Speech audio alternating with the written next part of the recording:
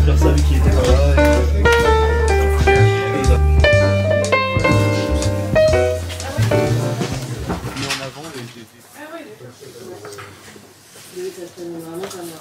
Donc on est très heureux d'avoir ce soir avec nous Emmanuel Mouret. Donc merci de ta venue Emmanuel. Merci. Et bah oui, on est là pour la sortie en DVD et en Blu-ray de Trois Amis, ton dernier film qui sort chez Pyramide Vidéo. Donc merci à Pyramide de cette belle édition, comme toujours. Alors peut-être avant de parler de Trois Amis, moi j'ai toujours une petite question rituelle sur tes premiers souvenirs de films, de cinéma, première image, ce que j'appelle une sorte de scène primitive comme ça. Ça peut être au cinéma ou à la télé, ou voilà.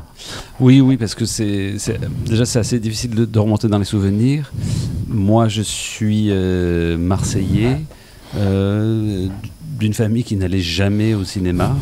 Donc je me souviens la première fois que je suis allé au cinéma, mais c'était pour aller voir Superman. Mais donc c'est plus la télévision. Mes parents n'avaient pas la télévision, enfin ils étaient un peu contre la télévision. Et donc je regardais plutôt chez mes grands-mères, je regardais des films. Et tout à l'heure, en choisissant, je pense, moi, comme ça, c'est vraiment peut-être Les Pagnols, parce que c'était une époque où ça passait souvent, il y avait quelque chose d'assez identifiable, Les Pagnols, et tout ce qui est relatif un peu quand même au burlesque, c'est-à-dire évidemment les Chaplin et les Buster Keaton. Dans ce qui me semble m'avoir vraiment marqué dans l'enfance.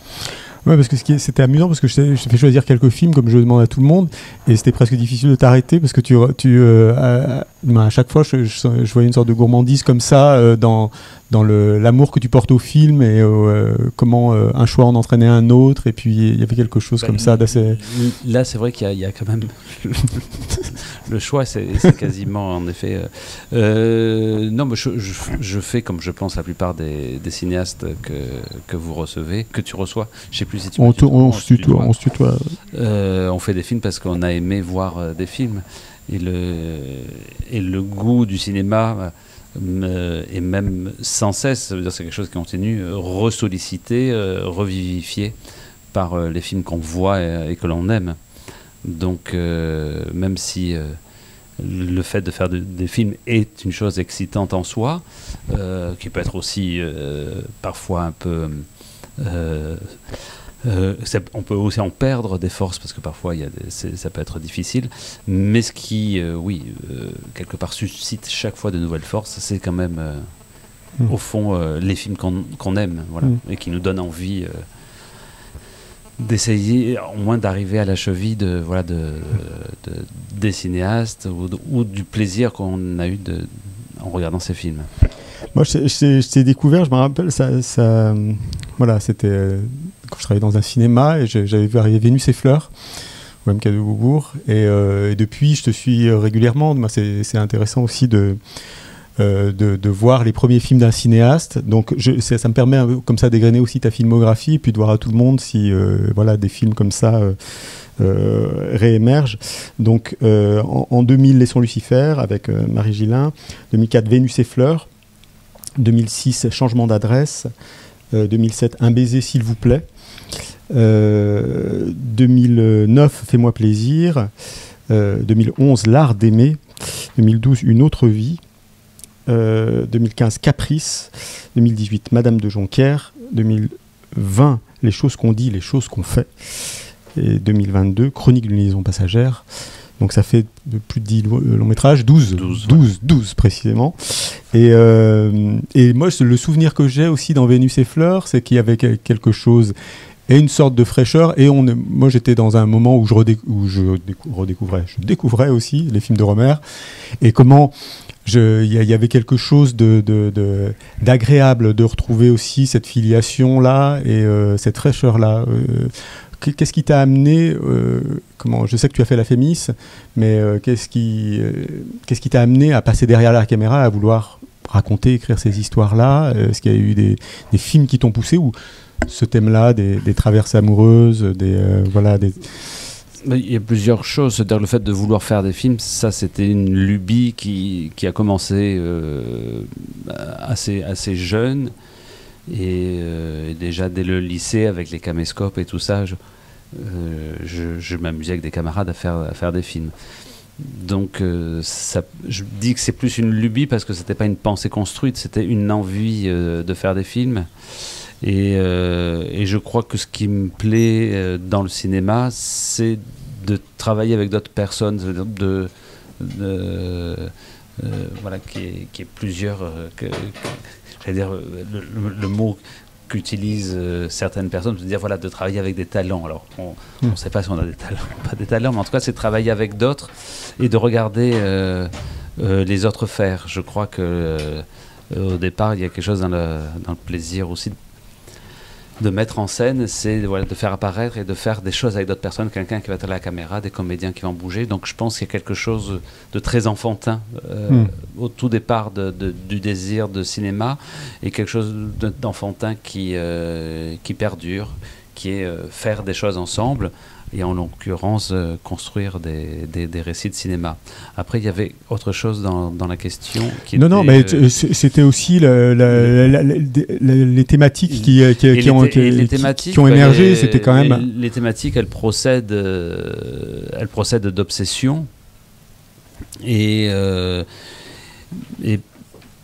je pense qu'il y avait quelque chose déjà dès l'adolescence qui était d'aller au cinéma pour voir comment ça se passe ailleurs, pour voir comment font les autres. Et puis peut-être j'étais un adolescent qui était très intrigué par les choses de l'amour, du désir, du sentiment.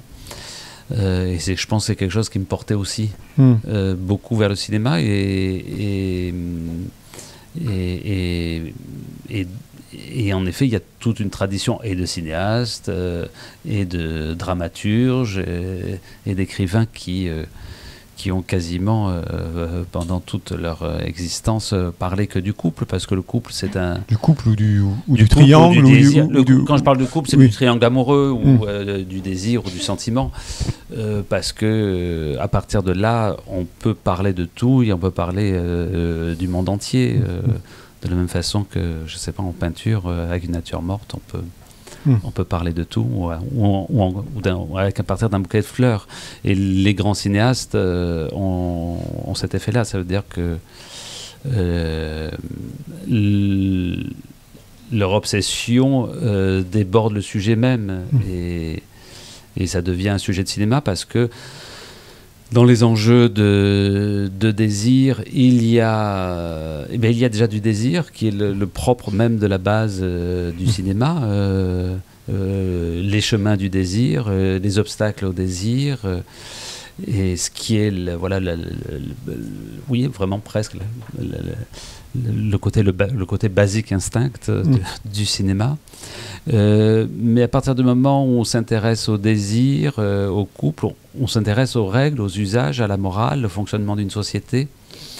Et donc, dans les DVD, il y en a un, on m'a demandé d'assembler comme ça dans les bonus, de Jean-Louis Comolli, qui est quelqu'un qui a beaucoup compté pour moi, et qui disait que parce que je lui disais, mais bon, vos sujets sont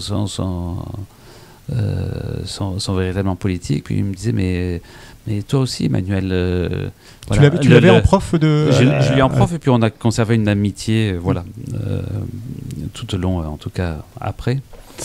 Et il disait, mais tes films, à partir du moment où il y a deux personnes, il me l'a dit ça il y a très longtemps, mais c'était préfigurateur de problèmes, ou de questions sociétales qui sont aujourd'hui. Mais à partir du moment où il y a deux personnes dans une chambre, il y a déjà de la politique. Donc la politique est partout. Elle est partout dès qu'il y a de la relation. Parce qu'il y a dans la relation, déjà la relation à deux, c'est le minimum d'une société. La société, c'est être avec l'autre, c'est le minimum de la relation. Et toutes les questions de considération à l'autre, de rapport à l'autre, se posent à partir du moment où on s'intéresse, ne serait-ce qu'à un autre individu. Alors après, il y a le triangle amoureux qui pose encore d'autres questions. Mais voilà. Mais c'est pour ça que les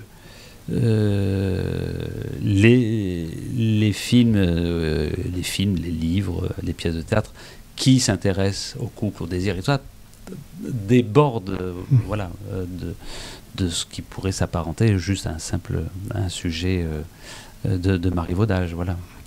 Mais en même temps, c'est aussi faire le choix de parler de gens qui parlent d'amour. C'est-à-dire que on se rend compte que dans tes films ou Danse ou chez Marivaux, ce sont des gens qui parlent du désir, qui en parlent beaucoup.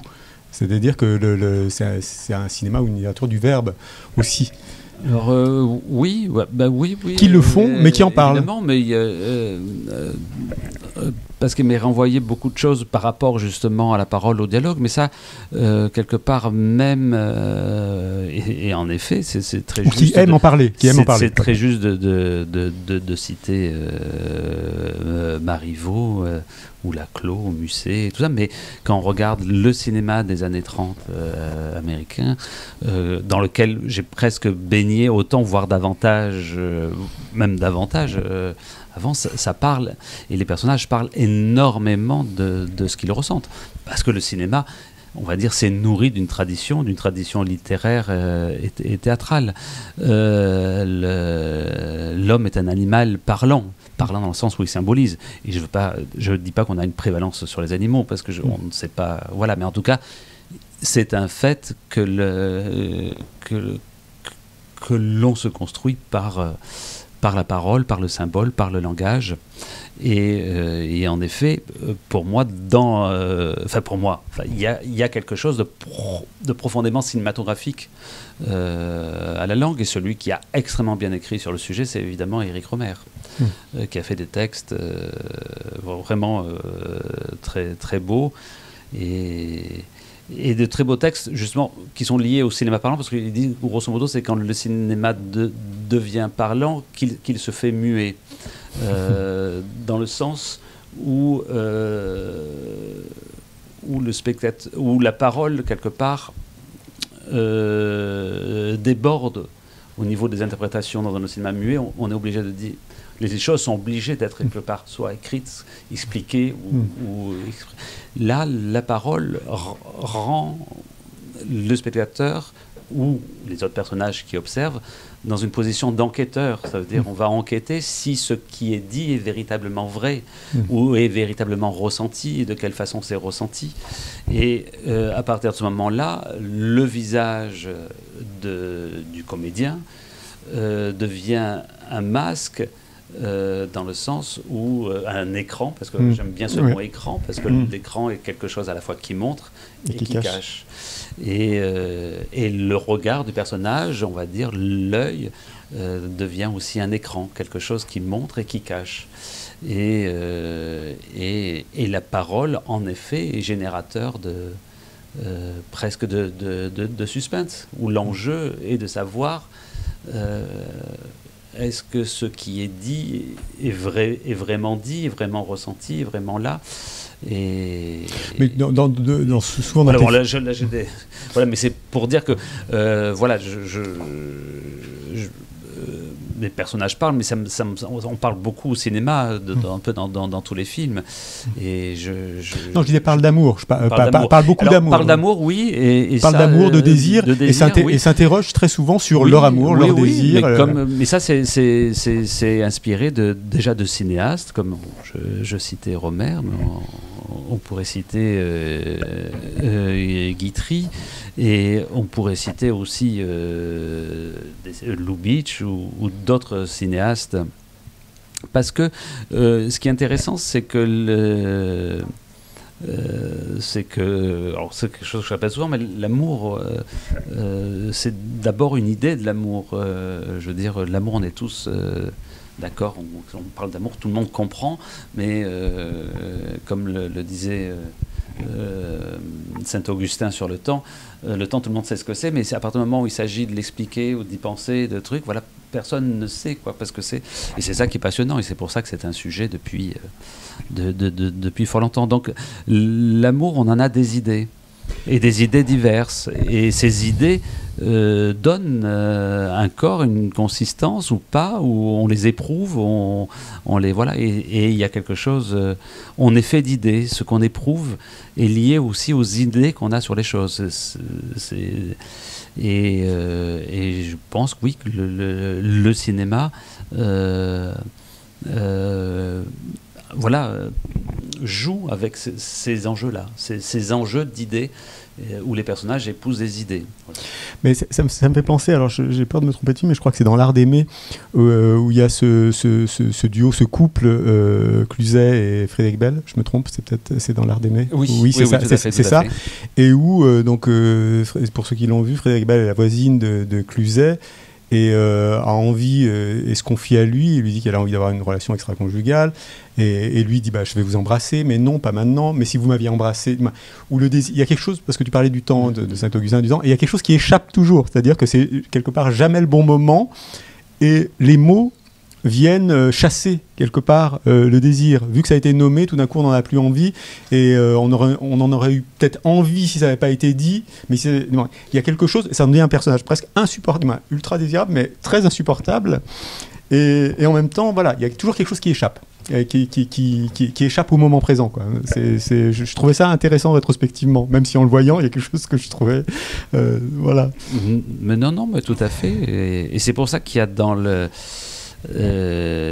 désir plein de, on va dire, de situations scénaristiquement très importantes, parce que son désir, on l'éprouve à l'aune du désir de l'autre, et puis à l'aune de savoir de ce qu'on sait aussi du désir de l'autre, de ce qu'on suppose, et c'est par le langage qu'on va s'interroger sur son propre désir et interroger le désir de l'autre, mais qui ne peut être dit parce qu'il y a quand même aussi des usages de souci de l'autre, d'attention de l'autre, de considération de l'autre, et tout ça est une sorte de peut-être de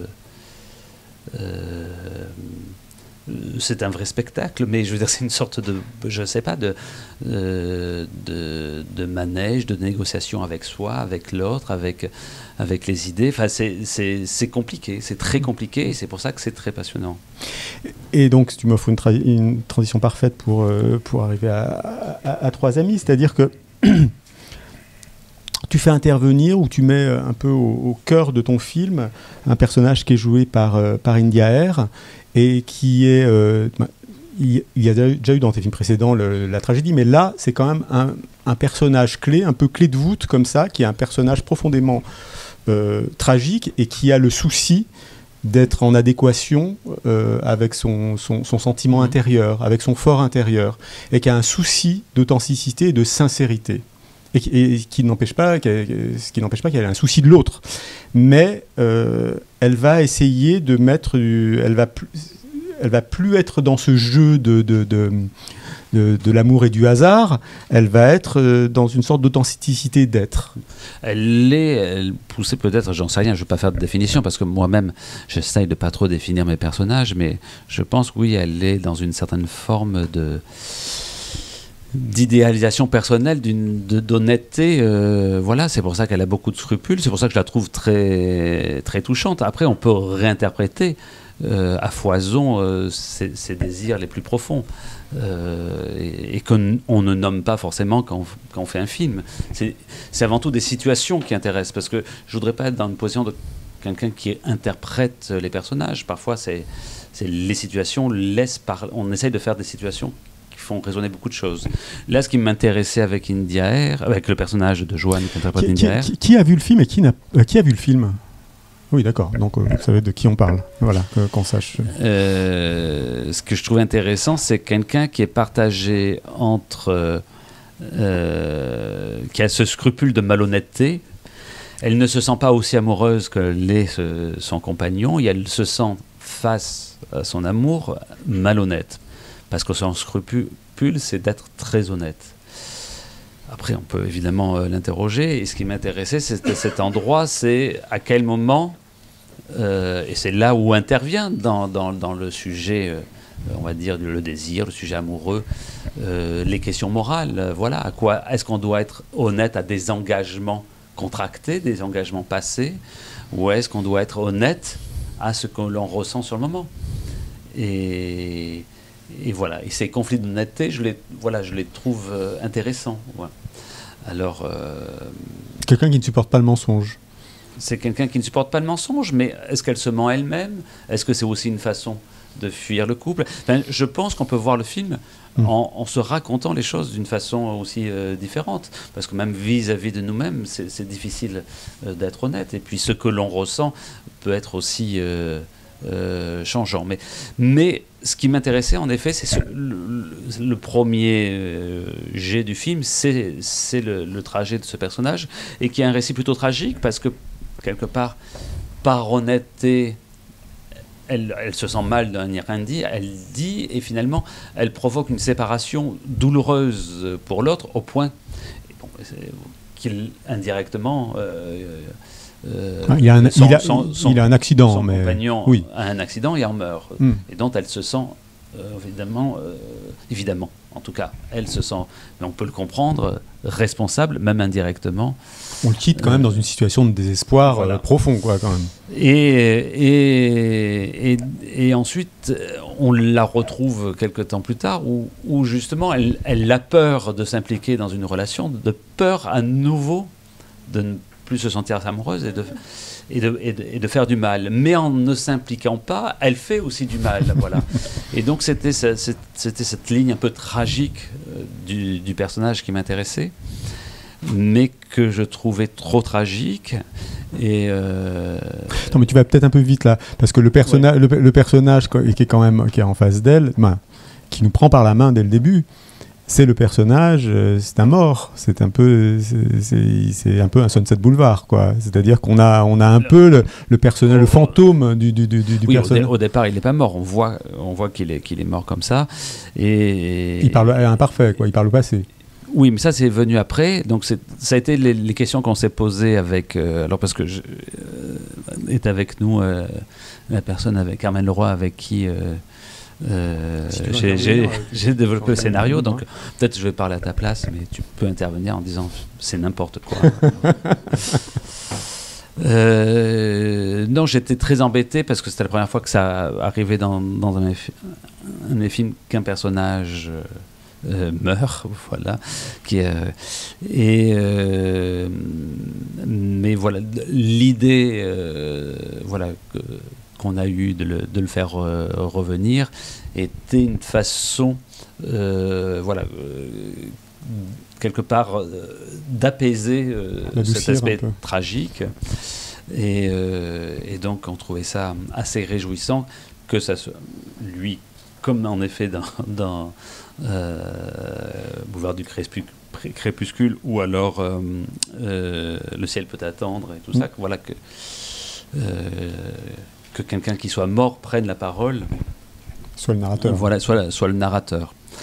Et puis on trouvait ça aussi intéressant qu'il lui réapparaisse, comme est-ce que c'est un rêve, on ne sait pas, tout ça, mais est dans une disposition, on va dire, amoureuse complètement différente, parce que comme il le dit, voilà, une fois qu'on est mort, voilà, on a terminé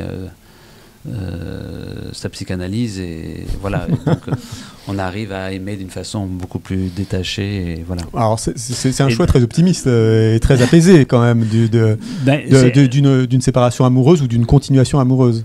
C'était un choix, on va dire, d'abord, j'allais dire un peu amusé, puis peut-être un peu tendre, un peu ironique d'une certaine manière, et qui se voulait une sorte de contrepoint à l'aspect plus tragique du personnage. Et évidemment, c'est un choix, c'est un pari, un pari pascalien que l'on fait.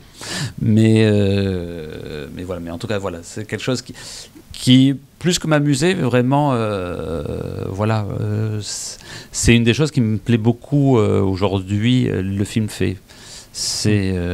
Vincent Macaigne n'a tourné que 5 jours dans ce film, mais il a pour moi une place, oui, assez particulière. Et les deux autres récits en parallèle, celui du personnage qu'interprète Sarah Forestier, de Rebecca, et celui d'Alice, voilà, Camille Cotin, c'est des personnages aussi en contrepoint de personnages qui ont leurs scrupules d'honnêteté. Voilà, c'était différents points de vue d'honnêteté qui m'intéressait à mettre voilà, en parallèle, en cinéphile, je sais pas. Mais avant d'aller du côté de la légèreté, moi je reviens quand même sur ce point-là, comment dire, du fait d'être inconsolable, de cette rupture, d'être face à quelqu'un qui n'aime plus ou qui éprouve plus ce sentiment amoureux. Moi, c'est quand même un point fort du film et une sorte. En plus, bon, j'ai préparé les extraits, mais c'est vrai que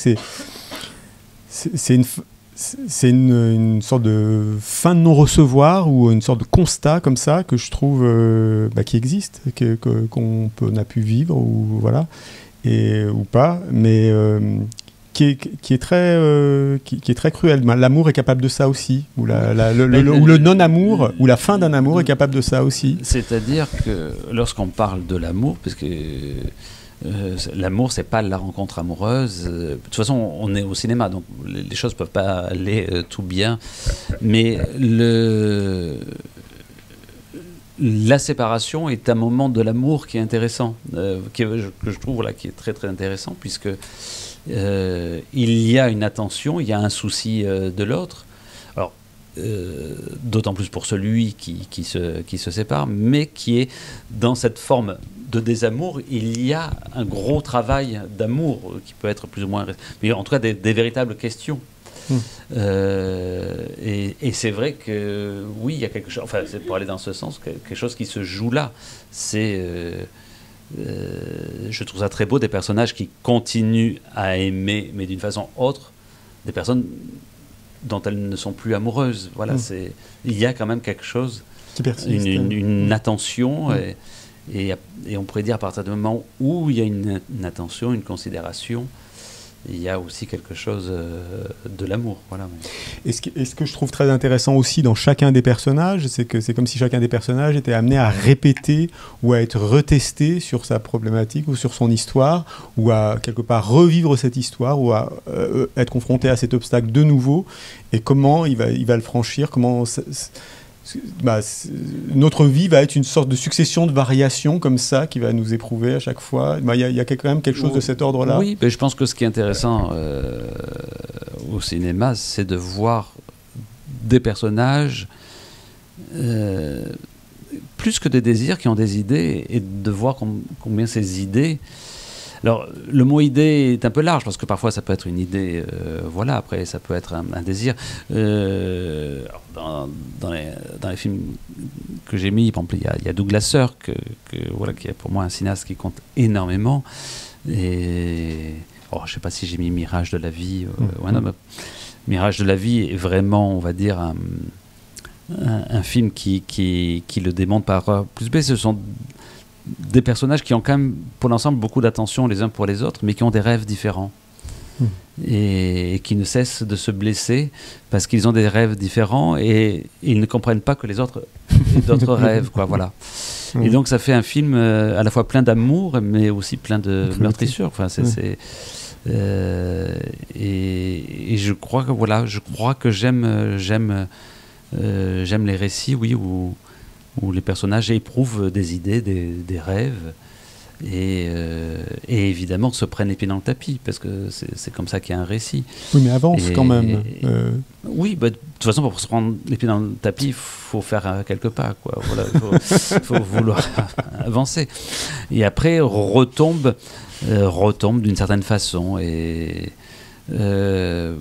tu évoquais L'Art d'aimer. Je m'en souviens que quand les films étaient sortis, ça m'était venu en discutant justement avec des journalistes, où en fait chaque fois, un peu à l'issue des histoires, tous les personnages quelque part subissaient un peu un échec, mais un échec heureux. Voilà. Donc j'aimais bien cette idée. Donc heureux parce que c'était aussi une comédie, un film léger. Et après il y a cette idée de comment on veut terminer. Après je pense que c'est l'ironie qui compte. Mais j'aime bien cette idée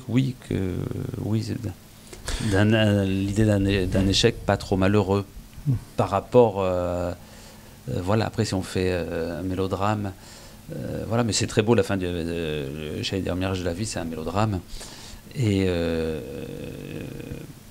au fond, on va dire les deux personnages, enfin les deux mères réussissent, puisque je me souviens plus, il y a Lana Turner et sa gouvernante qui réussit, enterrement, quand même. Qui réussit elle réussit fabuleusement son enterrement. Oui, c'est ça qui est incroyable. Ouais.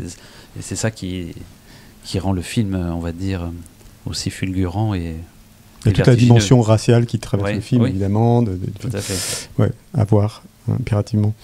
Je sais pas, j'ai une question qui me vient. Alors, préparez vos questions, je vais faire circuler le micro, évidemment. Mais là, je reviens sur Trois amis.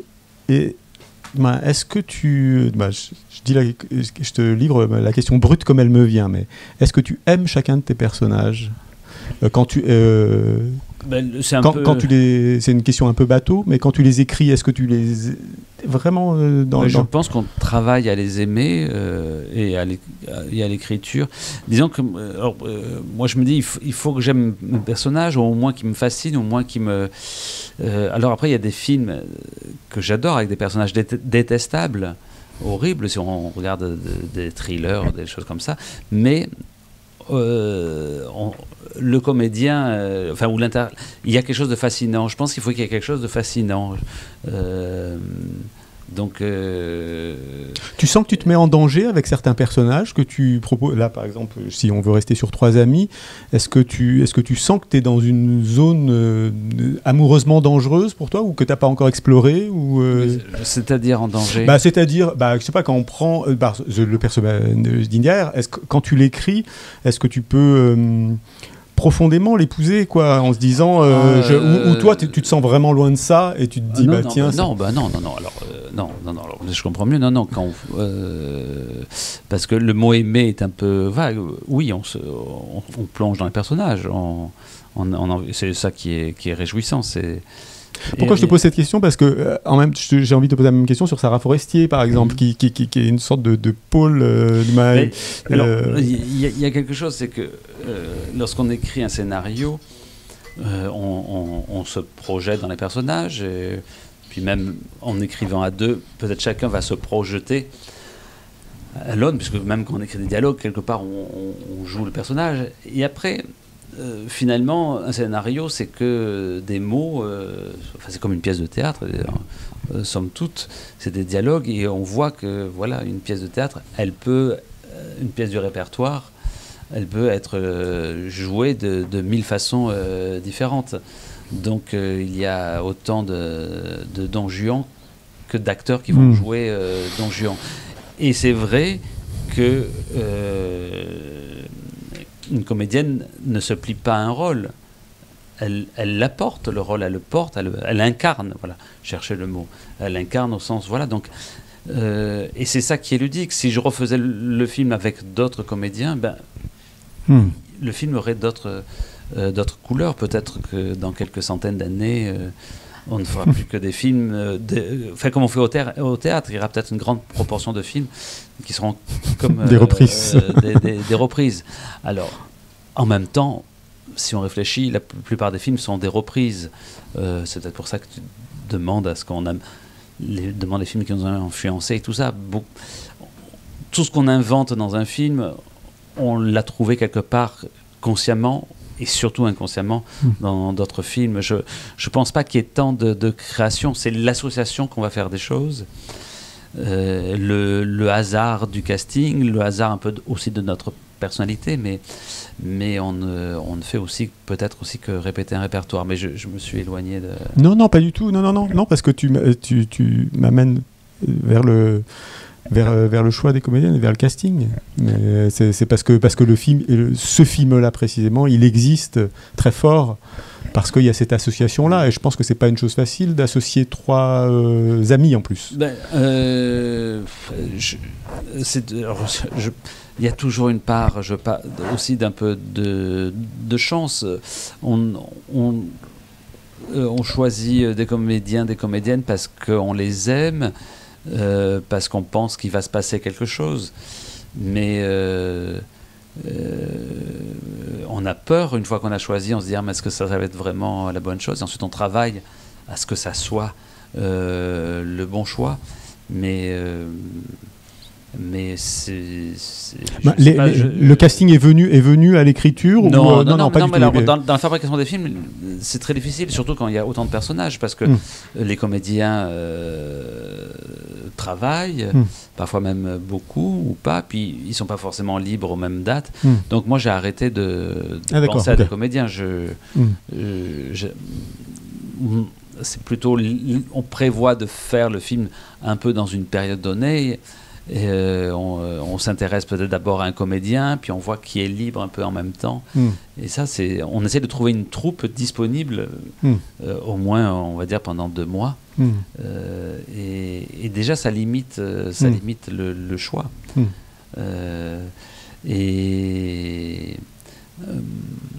Non, la rencontre avec un comédien, quelque chose qui est...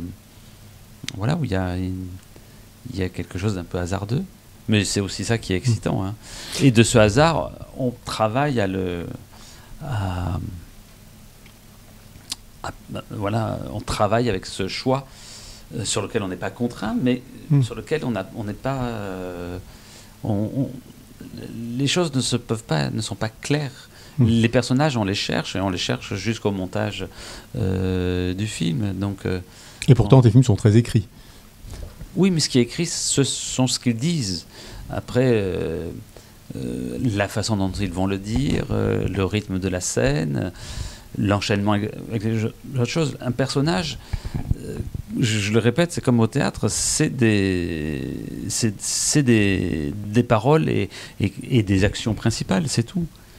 Et donc, ça peut être incarné d'une infinité de façons. J'ai plein d'autres questions, mais... Ouais.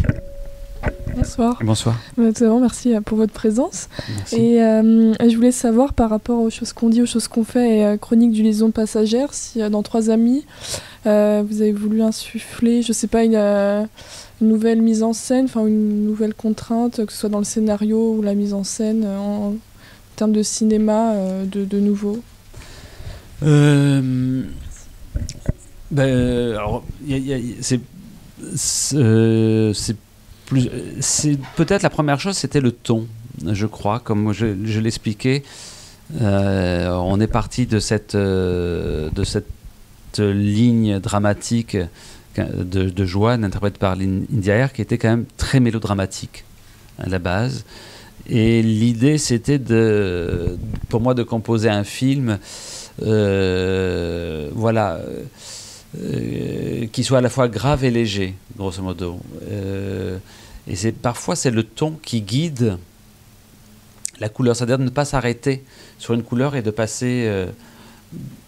c'est ce qui explique aussi pourquoi, lorsque India Air rencontre Vincent Macaigne, en rêve en tout cas, après sa mort, il y a quelque chose d'assez doux et tendre. On fonctionne aussi par contraste. Il y a quelque chose d'assez musical, je pense, dans la façon de faire les choses. C'est un désir de variété, de mouvement, ou l'idée d'un ton général, mais qui est fait de mouvement.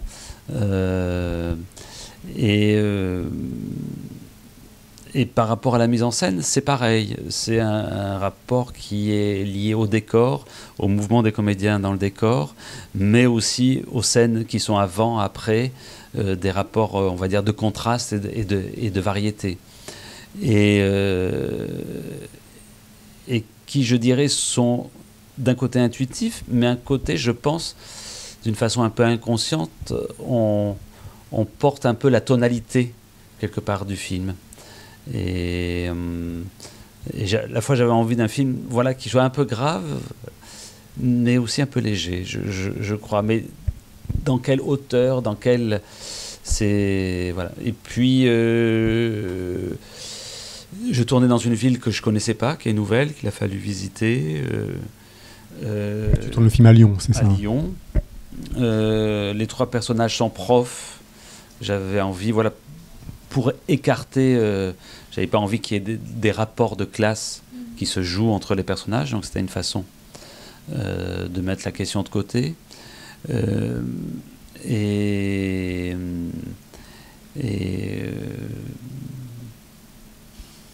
Je sais pas, il faut peut-être Frédéric. Vous voulez préciser après des choses plus précises. Vous voulez dire par rapport aux autres films? Non, mais tu as apporté des éléments. Voilà. Non oui, j'avais envie, alors, d'autres petites choses, un film avec beaucoup de récits. Voilà. Alors, chose que j'avais peut-être fait déjà un peu dans les choses qu'on dit, les choses qu'on fait. Mais j'avais plein d'histoires. J'avais envie de quelque chose aussi de très dense en termes de nombre de récits à l'intérieur d'un seul récit. Un peu l'idée d'une série en un seul épisode et qui fasse un film. Voilà. C'est des petites choses qu'on se dit dans la tête. Voilà. Une autre, encore une fois, préparez vos questions. Mais un autre élément qui est quand même pas, que je trouve pas du tout anodin dans ce film-là précisément, c'est quand même la façon dont tu déploies presque la notion d'amitié. C'est-à-dire que même si elle apparaît dans tes films précédents, mais ce sont quand même toujours des amitiés amoureuses ou des degrés comme ça d'amitié qui sont pas ambigus, mais disons qui sont des degrés d'intensité d'une relation amoureuse, quoi. Et là, c'est vraiment un triangle de 3 vrais amis avec des questions de trahison qui se posent pas tant que ça, alors qu'on pourrait. Moi, ça m'a interrogé aussi, le personnage de Rebecca qui couche avec le mari de sa meilleure amie. Voilà, on pourrait dire que ça entame l'idée qu'on pourrait avoir d'une amitié. Là, non, c'est quand même quelque chose qui reste. On a toujours un peu peur de la révélation. Ça reste une ligne de tension. Mais en même temps, il n'y a rien qui est vraiment les amitiés ne sont pas mises en danger tout au long du film. Et je trouve que ça, c'est un vrai. Il y a un vrai. Je sais pas que c'est un vrai apport, mais c'est une nouvelle porte qui s'ouvre ou une nouvelle possibilité. C'est une possibilité des relations humaines dans le cinéma d'Emmanuel Mouret, mais il y a quelque chose un peu de nouveau. Et puis le titre, c'est 3 amis, quoi, tout simplement. Oui, et après, justement, c'est au niveau de l'amitié qu'il ne se passe quelque part pas grand-chose. Et donc, je dirais finalement, il n'y a pas tant d'enjeux d'amitié que ça, puisque justement il y a quelque chose qui sur la ligne est préservé, et c'est quelque chose. Mais je ne sais pas, je n'ai pas l'impression moi-même en tout cas d'avoir un discours autour de l'amitié ou dit quelque chose autour de l'amitié. Elles sont amies et c'est tout.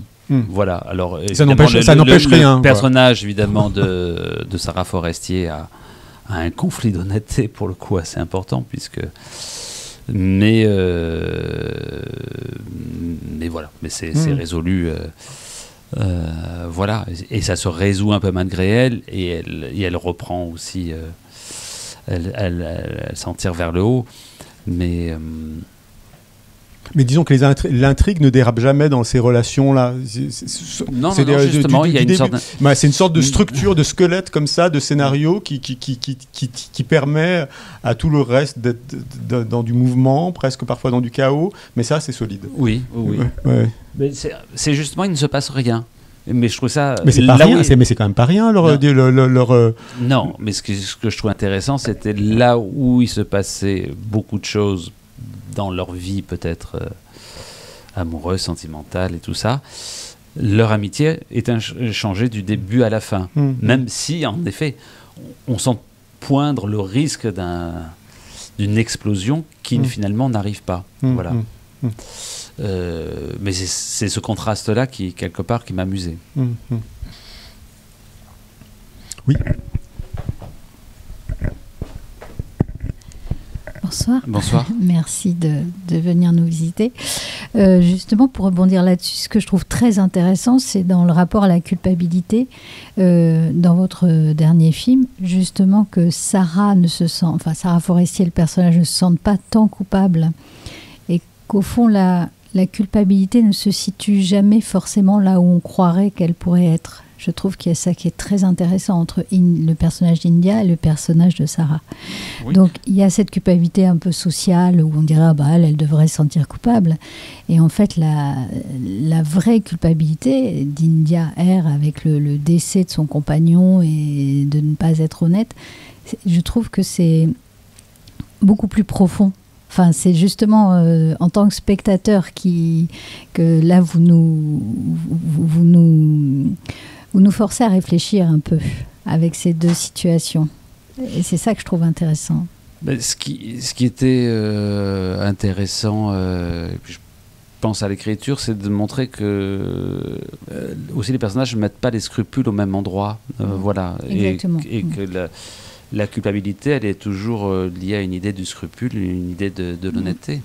Et on le voit dès le début où Camille Cotin, pour elle, de mentir quelque part à son compagnon qui est très amoureux d'elle, c'est le contraire, c'est être justement, c'est bien faire. C'est un scrupule pour bien faire, voilà. Ou pour l'autre, c'est voilà. Et c'est en ça que je dis que quelque part, voilà, c'est comme un rapport à la vérité. Les idées peuvent provoquer des scrupules, des attentions et tout ça, mais ils ne sont pas les mêmes. Voilà, ils se placent à différents endroits. Voilà, et on trouvait ça assez ludique. Mais pas... Oui, et très profond, je pense, par rapport à... Peut-être profond parce que ça correspond à cette chose cruelle qui est que dans toute relation, nos points de scrupule ne sont pas forcément les mêmes. Et donc on peut se sentir tantôt trahi, tantôt choqué, parce que l'autre n'a pas le même point. Voilà, et c'est quelque chose qui m'intéresse dans mes films, mais aussi dans d'autres films au cinéma, c'est de montrer d'avoir des personnages qui ont des scrupules, qui veulent bien faire les choses, qui sont attentifs aux autres. Mais ça ne suffit pas. Ça ne suffit pas. Et c'est d'autant plus cruel que malgré toute leur attention, ça ne suffit pas à ce qu'il n'y ait pas cruauté, souffrance. Voilà. Et donc, peut-être qu'en effet, ces différents points de scrupules voilà, reflètent quelque chose dans lequel on peut se reconnaître dans nos relations. Et si je puis me permettre, pour revenir à... Bon, moi, je vois vos films depuis le tout premier jusqu'au dernier, donc j'ai été très touchée parce que justement, vous venez de parler de Cirque. Je trouve que effectivement, pour moi, La Bascule, ça a été le film que vous avez fait avec Joe Star, qui n'a pas eu tellement de succès, mais que j'ai trouvé très très beau, très fort, et où il y a quelque chose... d'une dramatisation, je trouve, qui est arrivée dans votre façon de faire du cinéma, mais drame au sens justement du drame à la sœur, enfin tous ces... Et où vraiment vous attachez à montrer le mouvement, comme vous parliez d'épreuve, enfin le mouvement intime. Et j'ai eu un peu une réponse grâce à une interview que j'ai vue de vous. J'ai trouvé l'usage de la musique de plus en plus exceptionnel dans vos films à partir de ce film-là, où vraiment je trouve que vous arrivez à faire que la musique nous... Et l'image, bien sûr, on est au cinéma, apporte quelque chose de pouvoir ressentir l'émotion au sens de ce qui bouge à l'intérieur du personnage. Oui, d'où même le mot mélodrame, puisque on peut dire, il y a quelque chose de musical dans les drames. Et c'est vrai que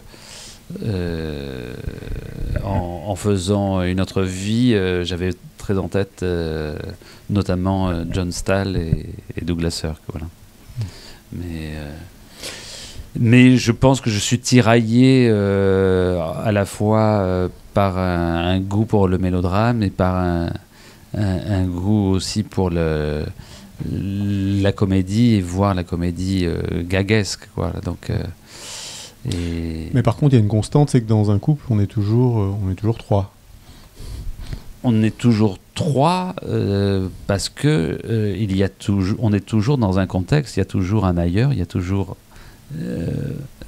le monde autour. Et même s'il n'y a pas quelqu'un d'autre qui est intervenu dans le truc, il y a le monde autour. Donc oui, ou même les idées, ou même la littérature et le cinéma, voilà. Donc oui, on n'est jamais que deux. Enfin, me semble-t-il. Oui, non, mais c'était... Non, parce que dans le film avec Joe Stard, il y a vraiment ce triangle-là, oui. Avec Virginie Ledoyen, Jasmine Trinca, et en plus ce conflit de classe qui est très présent.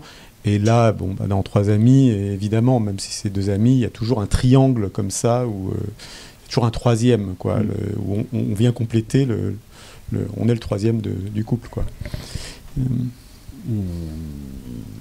Il y a le désir, l'amour et le désir circulent. Il y a toujours quelque chose d'intranquille. Voilà. C'est le dans l'amour. Oui, c'est le propre, j'allais dire, du cinéma. Je pense que le sujet du cinéma, c'est ce qui est complexe, et c'est le mouvement. C'est le mouvement. Ça veut dire que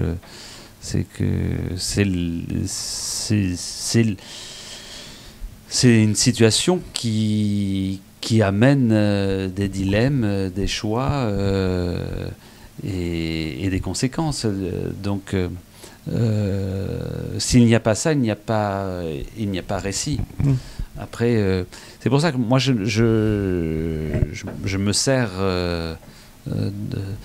bon, c'est après qu'on va me dire, oui, vous faites des films, vous parlez de l'amour, mais au départ, c'est vraiment des situations qui m'intéressent. Et je pense que la plupart, tous les cinéastes que vous avez dans vos réunions partent d'obsessions et de situations dans lesquelles quelque chose résonne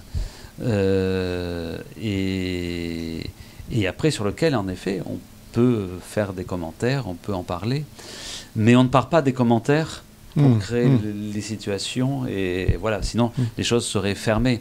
Ce qu'on essaye de faire, c'est de faire de créer formellement quelque chose qui résonne et dans lequel chaque spectateur peut convoquer son intimité, ses projections comme, et ses questions. J'aime bien cette idée, voilà, qu'on est là pour se questionner. Enfin, chez les cinéastes qui m'ont donné envie de faire du cinéma, c'est ce plaisir de se questionner, de renverser les choses, de les regarder sous un autre angle. Et c'est un des grands plaisirs, autant de la lecture que du cinéma, que d'un coup de retourner les choses, voilà, de les voir autrement. Et dans le film, encore une fois, je ne sais plus sur la dernière partie, mais j'en ai plus quel personnage choisit. J'ai toujours un questionnement sur les personnages qui choisissent, qui disent je choisis d'aimer cette personne, ou je choisis. Et alors je ne sais pas si c'est sur le dernier ou sur les précédents, et ça me questionne toujours énormément. Est-ce qu'on choisit vraiment, ou est-ce qu'on valide quelque chose qui est plus fort que nous, ou je sais pas, un désir qui est déjà là, on dit c'est mon choix. Et là, j'ai oublié. Voilà. Non, mais vous évoquez une question qui est passionnante, mais qui demeure une question. À partir à quel moment,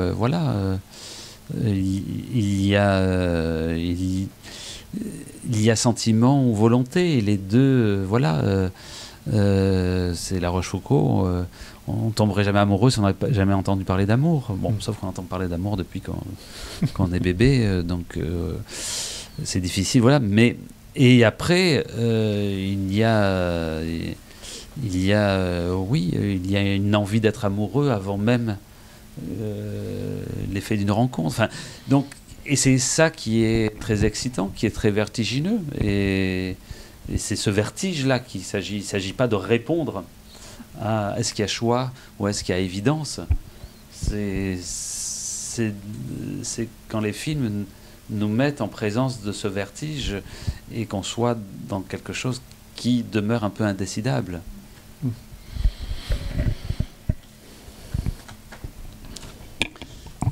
Questions Ouais, bien sûr. Deux questions en fait. La première, vous parliez d'obsession.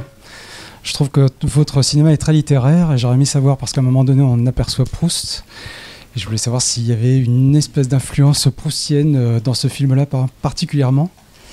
Et la deuxième question, c'est votre travail avec les comédiens, parce que je trouve qu'il y a des scènes, des plans séquences qui sont très virtuoses et j'aurais aimé savoir comment était la préparation, sur combien de temps se préparait le tournage. Et si c'était storyboardé, par exemple. Alors, non, il n'y a pas une influence de Proust. C'est Carmen qui lisait Proust et qui me lisait beaucoup de passages. Donc, du coup, il y avait mais ça correspond, on va dire, à un moment. Après, il me semble que Proust parle tellement justement de l'art de l'écriture et tout ça que il pourrait être convoqué à bien des égards sur beaucoup d'œuvres. Sur la deuxième question, sur la mise en scène, la mise en scène, c'est... alors, il n'y a pas de temps de préparation. Je tourne des films, c'est des petits moyens budget, on va dire, les films. Mais en général, on ne peut pas répéter dans les décors. On ne peut répéter que le jour du tournage. On ne peut pas avoir les comédiens avant, on ne peut pas avoir l'équipe, on ne peut pas avoir les travelling. Donc, le découpage, il se réfléchit à l'avance, mais je ne peux pas l'enfermer parce qu'il faut aussi voir les comédiens. Donc le découpage, il se fait surtout en fonction des comédiens, du choix des décors, évidemment, et de la scène à jouer. Et depuis maintenant quelques années, je privilégie par une sorte de forme de plaisir le plan séquence. À la fois parce que j'ai la chance de tourner avec des comédiens qui s'y prêtent volontiers, et parce que je crois que chez un certain nombre de spectateurs, il y a ce goût, mais parfois inconscient, ils ne se rendent même pas compte qu'il y a un plan séquence, mais de sentir le jeu dans sa longueur, et aussi pour échapper au chant contre chant. Alors j'ai rien contre les chants contre chant, mais c'est tellement, on va dire, monnaie courante et aussi parfois un peu lassant à tourner que le fait de se dire on va faire un plan séquence nous force à, grosso modo, à avoir des idées et des idées autres. Voilà. Donc si mes personnages se déplacent beaucoup, c'est parce que si les personnages restent assis, on ne peut plus faire trop de mouvements. Ce qui est intéressant dans un plan séquence, c'est d'avoir le personnage dans le même plan, on l'a de près, de loin, de face, de dos, dans le champ, hors champ, voilà. Et grosso modo, de pouvoir avoir plein de facettes et en même temps qui nous échappent. Et surtout qui nous échappent. Parce que on a... le plan séquence permet de jouer avec le désir du spectateur. C'est-à-dire, quand un personnage dit quelque chose, il y a un réflexe inconscient où on veut voir vite son visage et son regard pour s'assurer que ça correspond. Et si le personnage est mobile, bouge et tout ça, disparaît, réapparaît, on est alors après ça peut savoir même dans après il y a aussi enfin bon bref, mais le chant contre chant permet en tout cas d'être plus actif en tant que spectateur, voilà. Et peut-être encore un point, c'est qu'il y a un plaisir cinétique. Ça veut dire qu'il y a un fond qui se fait plus mobile, il y a des idées à voir, voilà, il y a un pur plaisir cinétique, je pense, au plan séquence, qui est voilà, de trouver des mouvements, qui est de trouver des temps. Et ça se fait avec les comédiens. En fait, si on tourne un plan séquence sur une scène, en admettant qu'on ait une demi-journée pour la tourner, il y a plusieurs possibilités. Soit on fait des chants contre chants, on fait un plan large, un plan moyen et des chants contre chants.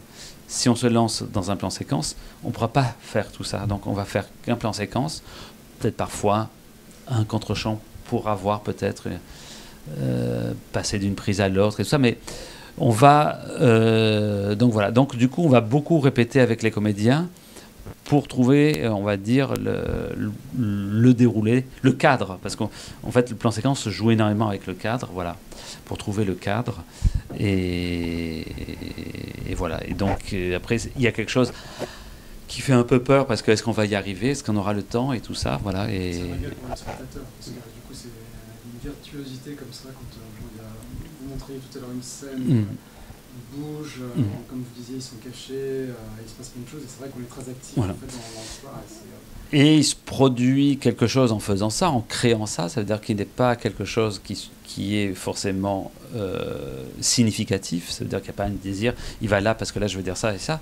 Il se produit dans ce mouvement de s'indéplacer des effets qui aussi nous débordent, alors qu'on ressent parfois en le mettant en place et qui nous plaisent, mais qui évite quelque chose, qui évite, j'allais dire, le surlignage, parce que c'est ce qui est souvent voilà. Alors parfois il faut aller dans le sens de l'effet, mais parfois il y a, je pense que les dialogues de mes films nous racontent beaucoup de choses. Donc il ne s'agit pas aussi de le surligner, et il s'agit de laisser de la place au spectateur pour l'imaginer. C'était Jean-Luc Omoli qui avait cette très belle phrase, il disait: le cinéma, c'est pas tout montrer, parce qu'à partir du moment où on montre tout, il n'y a plus de place pour le spectateur à pouvoir investir sa propre intimité. À partir du moment, il disait: le cinéma, c'est dans le hors-champ, dans les ellipses, et dans ce qu'on ne voit pas derrière le regard des personnages. Parce que là, comme on ne peut pas voir, nous tous spectateurs, on est obligés d'imaginer. Et on va imaginer avec quoi? Avec son propre ressenti, sa propre intimité. Et c'est comme ça qu'on peut imaginer que les films se font. Cette forme d'entrelacement avec son intimité est quelque chose qui nous est donné. Ah, c'est plus donné, c'est moi qui donne, et quelque chose est donné. Et voilà. Voilà, je trouve que c'est une jolie image voilà, et donc c'est pour ça qu'il faut attention voilà, à pas tout montrer. Voilà. Tu travailles toujours avec le même chef opérateur Je travaille avec Laurent Desmet, oui. le même chef opérateur.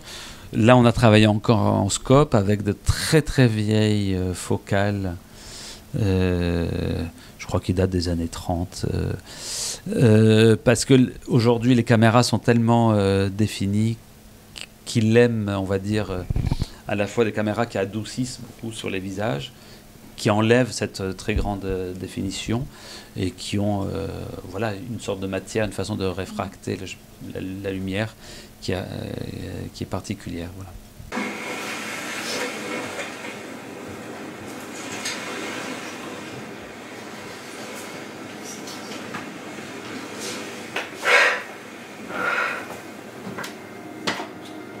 Mais qu'est-ce que tu fais là? Oh, mais je te regardais dormir. Tu es là depuis longtemps? Bon, je passais dans le coin. Victor, je suis tellement désolée. Non, il faut pas. Non, si tu savais, Joanne, comme c'est moi qui suis désolé. Joanne. Mais je t'ai fait tellement souffrir. Non, c'est faux. Tout est de ma faute. C'est moi qui étais bête. Mais là, c'est moi qui m'inquiète pour toi. Ah bon? Ouais. Tu sais, maintenant, je vois tout. Tu vois ma vie? Ouais, et je vois que tu t'inquiètes trop. Ça sert à rien de s'inquiéter. Mais j'ai peur de tout faire mal. J'ai peur de faire encore du mal. Personne ne peut tout faire bien. Personne. Mais je suis bien placé pour le savoir maintenant.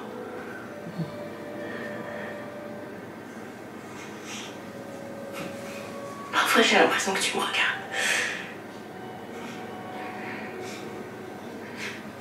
C'est vrai, je te regarde souvent.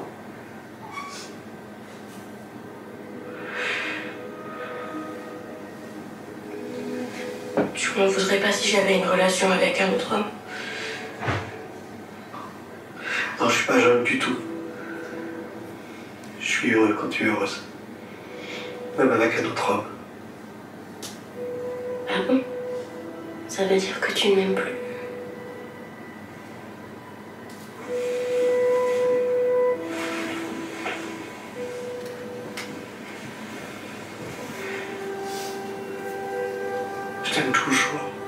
d'une autre façon. Plus belle. Plus profonde. Tu sais ce qui m'est arrivé là avec cet accident, c'est un peu comme si j'avais fait une psychanalyse en temps record, tu vois. Un peu comme si je l'avais terminé d'un seul coup. Avant, j'étais possessif. Je te voulais pour moi quoi que tu veuilles. Je te voulais pour moi, pour rien d'autre. Désormais, je peux plus t'avoir. Mais je peux te voir. Si tu savais, comme j'aime toujours autant te regarder.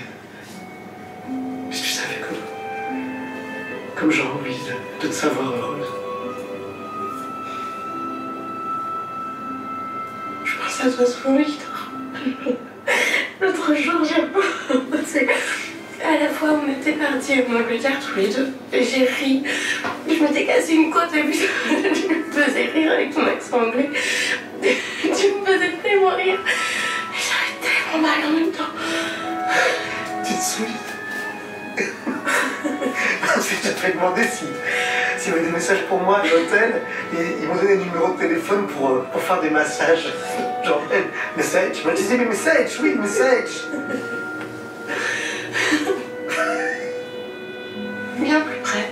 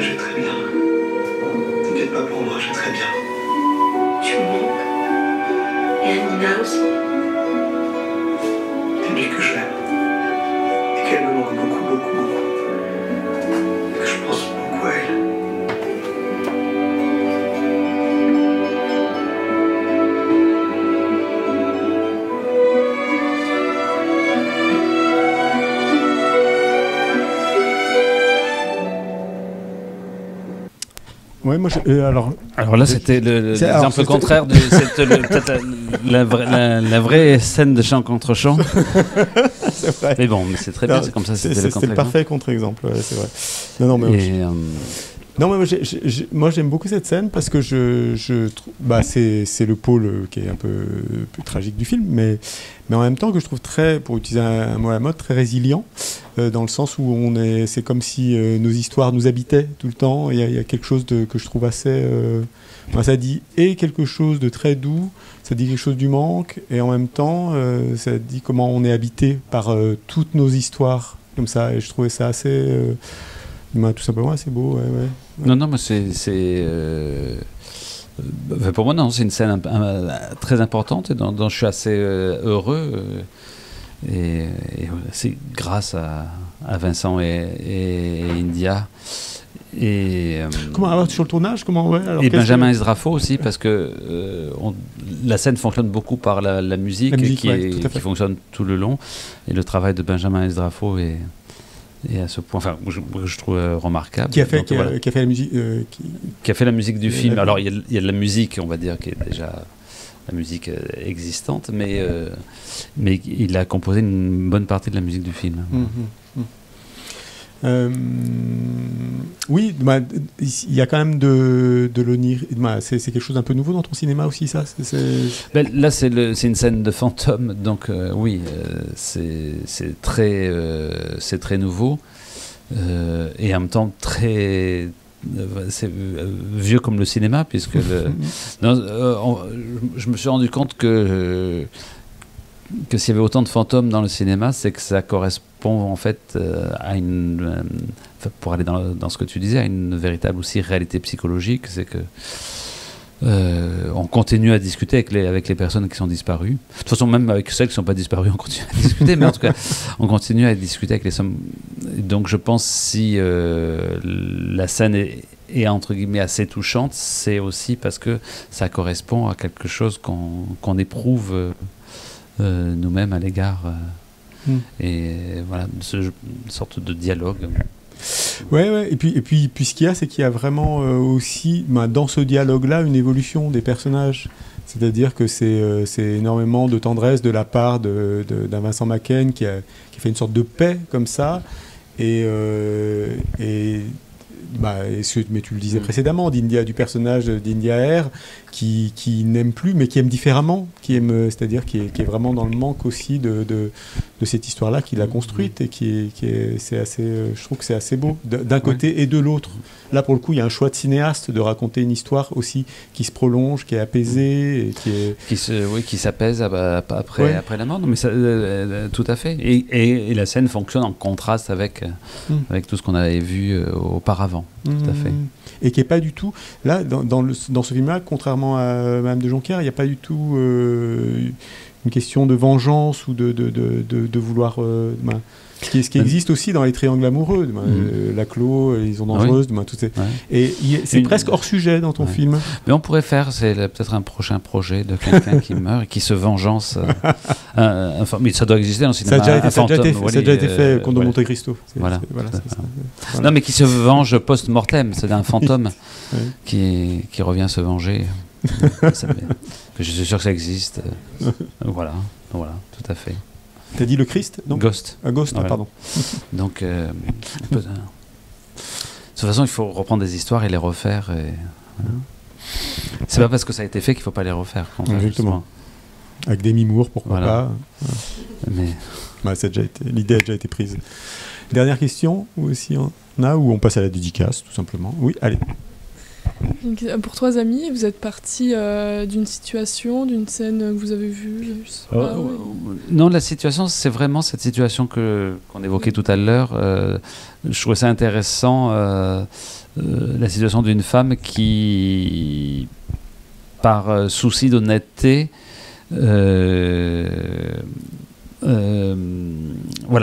qui par souci préfère se séparer de son compagnon, dont elle se sent davantage aimée qu'elle n'aime lui-même, et que les conséquences soient en tout cas dramatiques pour le compagnon et dramatiques pour elle, et au point qu'elle ne sait plus justement, elle n'arrive plus à s'engager, de peur de faire du mal. Voilà.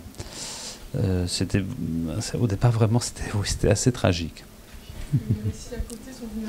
Et les récits après sont venus un peu en contrepoint. Voilà, je trouvais ça intéressant que sa meilleure amie, de mentir à son compagnon, soit au contraire une certaine forme d'attention.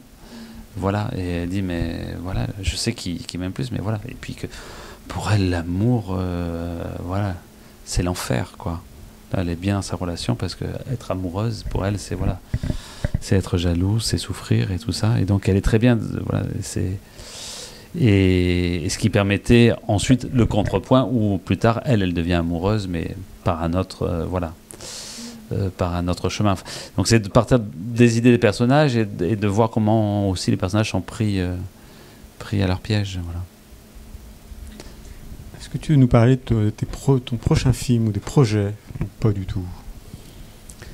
Pas vraiment. En général, non, je suis un peu embarrassé. Je vais juste révéler peut-être 2-3 éléments, quoi. Dans le prochain, il y a un meurtre. Je suis désolé. Donc spoil. Vous allez. D'accord. Mais c'est tourné. Non, mais il y a un meurtre dès le début. Enfin, c'est pas un meurtre. C'est pas un meurtre d'oiseau ou de chaton. Non. Il y a quelqu'un qui tue quelqu'un. D'accord. Voilà. Un chaton, c'est quelqu'un. Bon. Pardon? Là, il y avait un mort. C'était un accident de voiture. Maintenant, on va. Voilà. Mais voilà. Ça m'inquiète beaucoup, mais voilà. Mais t'en es au stade de l'écriture ou... Non. Ah, d'accord, ok. On a travaillé à nouveau tous les deux ensemble, et voilà. Et on est... Ça se tournera en France? Ça se tournera aux États-Unis avec Demi Moore. Voilà. Non, ça se tournera en France, voilà. Et... D'accord, ok. Mais, par exemple, juste une question farfelue, tourner à l'étranger, c'est quelque chose qui t'a été proposé ou qui t'est totalement... Non, alors moi déjà, il y a plusieurs choses. Il y a, comme vous l'avez évoqué, pas mal de dialogues. Ce sont des personnages qui échangent. À la rigueur, je serais mal à l'aise dans une langue qui est pas la mienne. Après, si c'est en français, c'est soit des Français qui vivent à l'étranger ou qui sont en vacances. Et puis là, ça demande après des budgets voilà, avec lesquels... voilà. Ou alors, il faudrait faire un film à tout petit budget et partir avec une mini-équipe voilà, pour le faire. Mais dans l'idée, ça me plairait. Mais dans la réalité, c'est pas l'ordre du jour. Voilà. Alors, on a parlé, je t'ai fait sélectionner quelques films, il y a déjà pas mal de films dont tu as parlé, des films de Douglas Sirk, je sais pas si tu as parlé de Woody Allen, on a parlé de Romer, voilà. Tous les films sont sur la table, et puis nous on les mettra sur le site internet pour que, voilà, pour les faire partager, et ça nous donne plein de portes, plein d'idées, plein d'envies et tout ça. Donc merci pour tout ça. Merci à toi Emmanuel. Merci. Merci d'être venu. Merci. Voilà.